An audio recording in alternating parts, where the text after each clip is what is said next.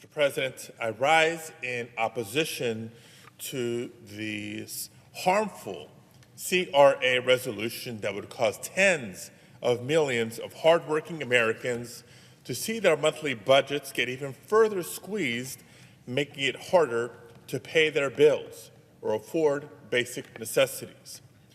I rise to defend one of the largest efforts to close the racial wealth gap in our nation's history.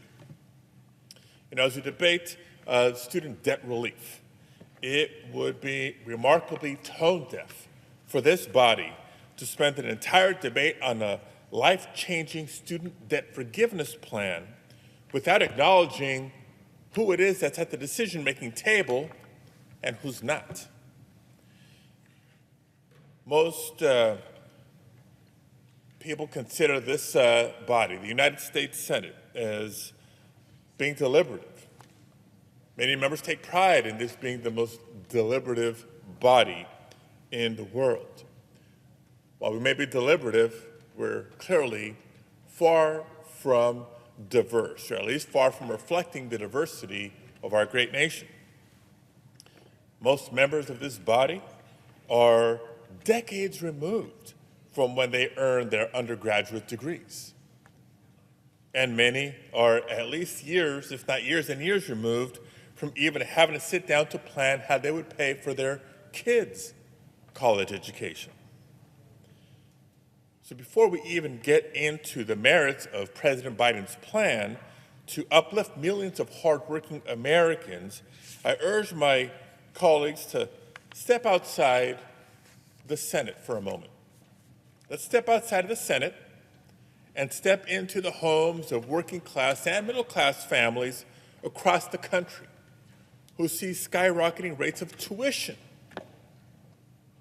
and wonder if college just isn't for people like them anymore. Step into the family room of parents praying that scholarships might make a college degree possible for their children. Or talk to the student who is just as smart, just as hardworking as anybody else, but because of student loans and higher interest rates, see the door to higher education as closed to them.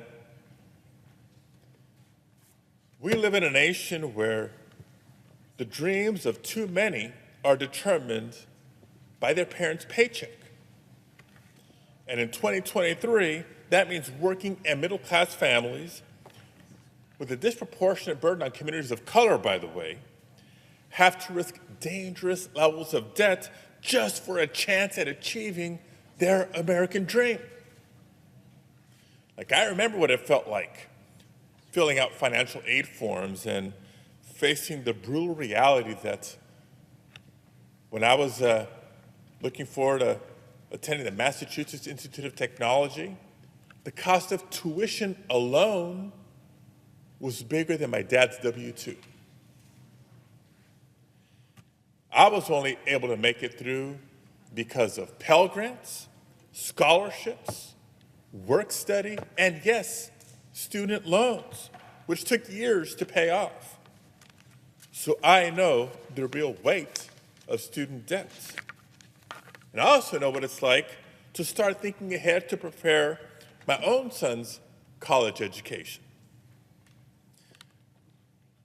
As it turns out, President Biden's plan is not just good for everybody. I mentioned earlier that it's part of helping address the racial wealth gap in America. One statistic alone, his plan would mean almost half of Latino borrowers would see their entire debt forgiven. That's not just liberating, that's a wise investment for all of us.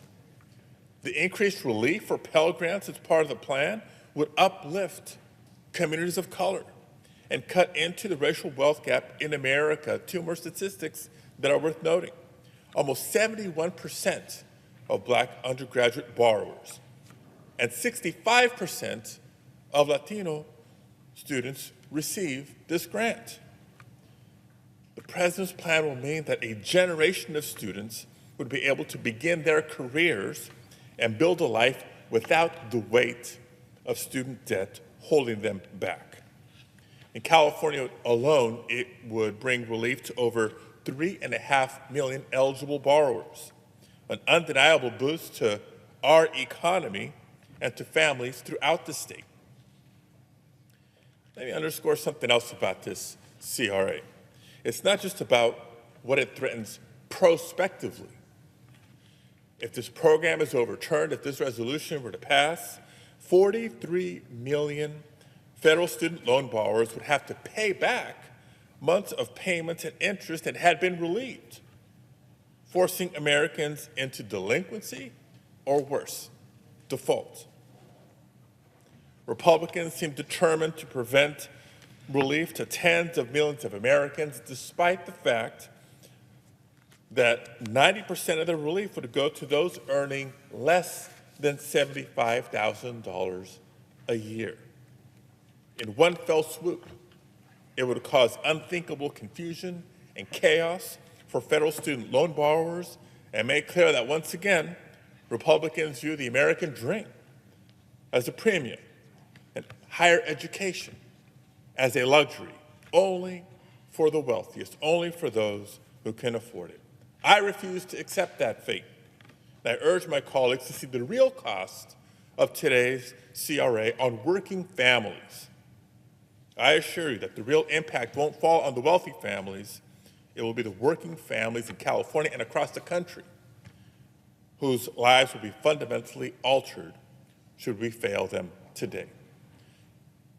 Thank you, Mr. President. I yield the floor.